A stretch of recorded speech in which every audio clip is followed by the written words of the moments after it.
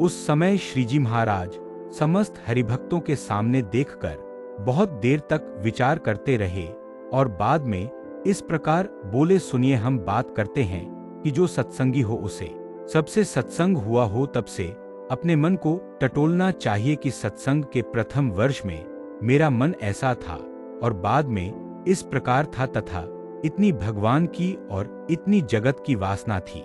इस प्रकार वर्ष वर्ष के लेखाजोखा पर विचार करते रहना चाहिए और अपने मन में जगत की जितनी वासना बाकी रह गई हो उसे थोड़ा थोड़ा करके निरंतर समाप्त कर देना चाहिए। यदि वह इस प्रकार विचार नहीं करता है और सबको इकट्ठा करता जाता है तो उसकी वह वासना नहीं मिटती। जैसे बनिए के घर कोई खाता खोला हो, उसका हिसाब यदि हर महीने लगातार चुका दिया जाए तो उसे देने में कठिनाई नहीं पड़ती, किंतु एक वर्ष का हिसाब इकट्ठा होने पर उसे चुकता करना बहुत कठिन हो जाता है। वैसे ही निरंतर विचार करते रहना चाहिए और मन तो जगत की वासनाओं से परिपूरित ही रहता है। जिस प्रकार तिल फूलों की सुगंध से सुगंधित हो जाता है, उसी प्रकार भगवान के चरित्र की महिमा सहित नित्य स्मरण रूपी फूल में मन को बसाना चाहिए और भगवान के चरित्र रूपी जाल में मन को जकड़कर रखना चाहिए तथा मन में भगवान संबंधी संकल्प करते रहना चाहिए। इस प्रकार मन को बेकार नहीं रहने देना चाहिए। इतना कहने के बाद श्रीजी महाराज ने भूतकाल को दृष्टांत भी विस्तृत रूप से सुनाया। इसके पश्चात श्रीजी महाराज बोले, इस प्रकार भगवान के एक दिन के चरित्रों, वार्ता तथा दर्शन का यदि स्मरण करने लगे तो उसका पार ही नहीं आ सकता। तब सत्संग होने में 10-15 वर्ष लगे होंगे तो उनका पार नहीं लगता। और उनका इस प्रकार स्मरण किया जाए कि इस गांव में इस प्रकार महाराज तथा परमहंस की सभा हुई, इस तरह महाराज की पूजा तथा इस प्रकार वार्ता हुई इत्यादि भगवान के चरित्रों का बार बार स्मरण करना चाहिए। जो अधिक न समझता हो उसके लिए तो ऐसा करना ही श्रेष्ठ उपाय है। इसके समान दूसरा कोई उपाय नहीं है। तब आप कहेंगे कि थोड़ा अन्न खाए तथा अनेक उपवास करे। यह बात तो हम नहीं कहते। जिस प्रकार जिनके लिए जो नियम बताए गए हैं उन्हें उसी तरह सामान्य रूप से रहना चाहिए और कार्य करने के लिए तो हमने जो बात आपसे कही वही है। हम तो ऐसा मानते हैं कि मन निर्वासनिक होना चाहिए और देह से चाहे जितनी प्रवृत्ति होती रहे, किंतु जिसका मन यदि शुद्ध रहता है तो उसका अति अनिष्ट नहीं होता तथा बाह्य जगत में तो उस प्रवृत्ति वाले का अनिष्ट जैसा प्रतीत हो जिसके मन में वासना हो और बाहर से वह अच्छी तरह निवृत्तिपरायण होकर आचरण करता हो तो बाह्य जगत में वह भले ही अच्छा दिखता हो परंतु उस जीव का अत्यंत अनिष्ट हो जाता है, क्योंकि मृत्यु के समय मन में जैसे संकल्प होते हैं वैसी ही उनकी स्मृति होती है। जैसे भर्ची को अंतकाल में मृग शावक की याद आ गई, तब उनका स्वरूप मृग के आकार में बदल गया और उन्होंने प्रथम राज्य को छोड़ दिया था। ऋषभदेव भगवान तो उनके पिता थे तो भी ऐसा हुआ। इसलिए मन से निर्वासनिक रहना चाहिए, ऐसा हमारा मत है। जो व्रत करना है उससे देह के दुर्बल होने पर मन कमजोर हो जाता है, परंतु जब देह पुष्ट हो जाए तब मन भी पुष्ट हो जाता है। अतः शरीर और मन दोनों का त्याग एक साथ होना चाहिए। इसलिए मन में भगवान के संकल्प होते हों और जगत में संकल्प नहीं हो तब तो वह अपने सत्संग में बड़ा है, और जो ऐसा न हो तो वह छोटा है। गृहस्थ को भी देह द्वारा व्यवहार करना चाहिए तथा मन से भी उसे त्यागी की भांति निर्वासनिक रहना चाहिए और भगवान का चिंतन करना चाहिए। व्यवहार तो भगवान के वचनों के अनुसार ही करना चाहिए। यदि मन से त्याग वास्तविक न हो तो यह ठीक नहीं है। जनक जैसे राजा भी राजकाज चलाते थे, फिर भी उनका मन तो महान योगेश्वर के समान था।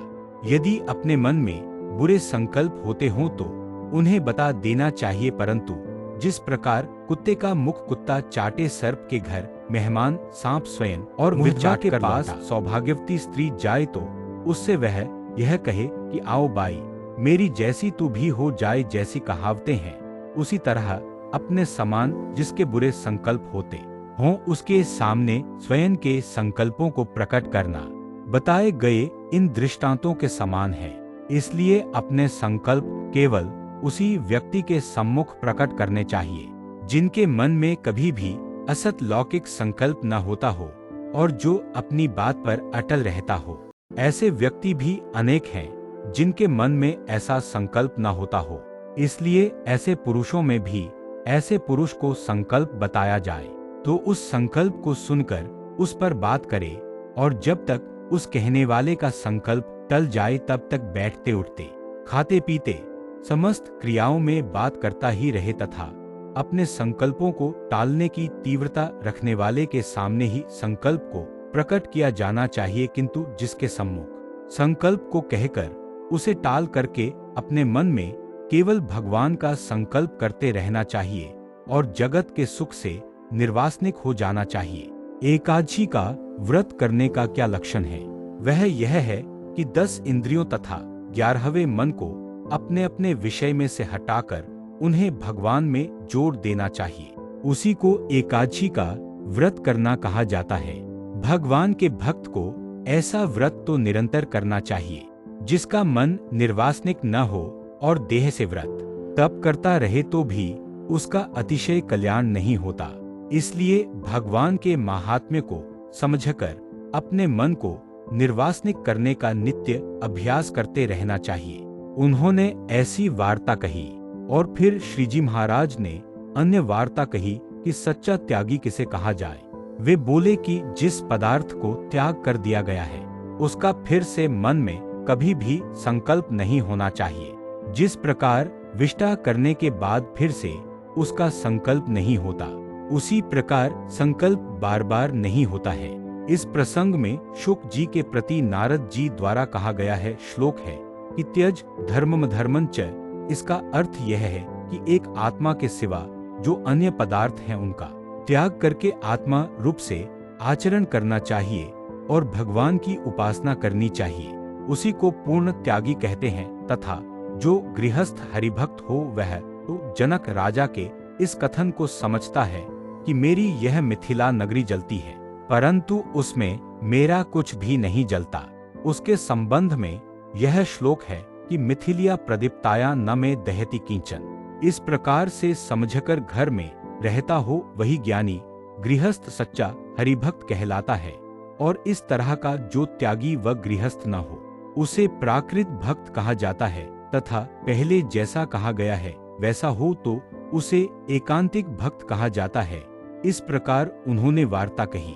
इसके पश्चात बड़े आत्मानंद स्वामी ने श्रीजी महाराज से प्रश्न किया, देह इंद्रिय अंतःकरण और देवता से भिन्न जो जीवात्मा है उसका स्वरूप किस प्रकार का है? फिर श्रीजी महाराज बोले कि संक्षेप में इसका उत्तर देते हैं कि देह तथा इंद्रिय आदि के स्वरूपों का जो वक्ता है वह सभी को स्वरूपों को अलग अलग करके समझाता है।